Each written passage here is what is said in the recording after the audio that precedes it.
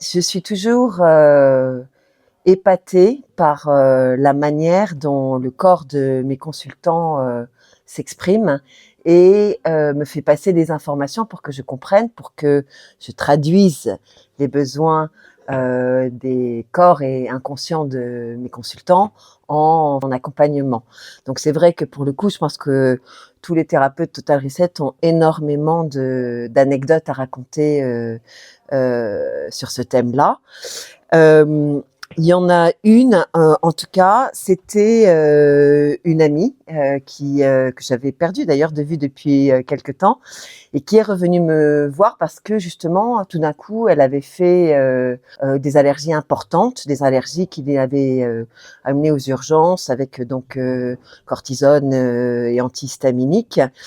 Et en fait, et évidemment, donc consultation avec un allergologue qui avait été un petit peu, on va dire, désorienté par ce qu'elle lui avait raconté. Donc il y avait d'une part une très forte allergie à la poussière, aux acariens, aux moisissures, aux fruits à coque.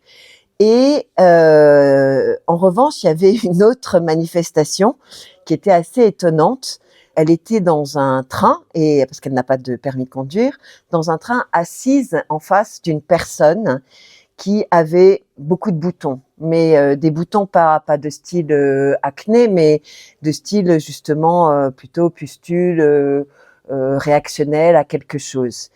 Et donc elle était très empathique, enfin avec cette dame, voilà, très très très ennuyée de la voir dans cet état. Elle était assise en face et le soir même, elle développait exactement les mêmes symptômes. Donc inutile de dire que quand elle a raconté ça à son allergologue, il l'a pas nécessairement prise au sérieux. Et alors donc moi j'ai commencé à essayer d'explorer des pistes. Est-ce que c'était une bactérie, voilà, est-ce que la personne s'était d'abord assise à la place de mon ami puis en face, est-ce que c'était, je sais pas, quelque chose, une substance qu'elle avait mis sur son corps auquel mon ami était également allergique. Si c'était le cas d'une réaction allergique, c'est la personne qui était assise en face d'elle. Bon, j'interroge le corps, pas vraiment de réponse à ce sujet. J'avais d'autres choses à faire dans les séances suivantes, donc je laisse un petit peu tomber l'histoire.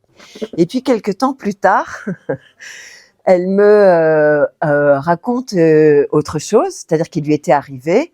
Elle était en train de regarder une série sur son ordinateur, sur une plateforme bien connue. Et puis le protagoniste principal, tout d'un coup, s'étrangle. Enfin voilà, il n'arrive plus à respirer. Et donc elle-même, exactement. Mais pour le coup, en temps réel, elle a exactement ce même symptôme. Et par chance, on avait rendez-vous ensemble, on avait une consultation ensemble le lendemain. Et elle me raconte ça. Et là, clic. C'est-à-dire, je me dis, ça, c'est une histoire de neurones miroirs. En fait, c'est comme dans le train. Elle a eu tellement d'empathie pour la personne qui était assise en face d'elle. Et puis là, elle s'est carrément reconnue dans ce personnage qui n'arrivait plus à respirer comme ça lui était arrivé quelques mois précédemment. Et je teste neurones miroirs. Et c'était exactement ça. Et le phénomène s'est arrêté, ne s'est plus jamais reproduit.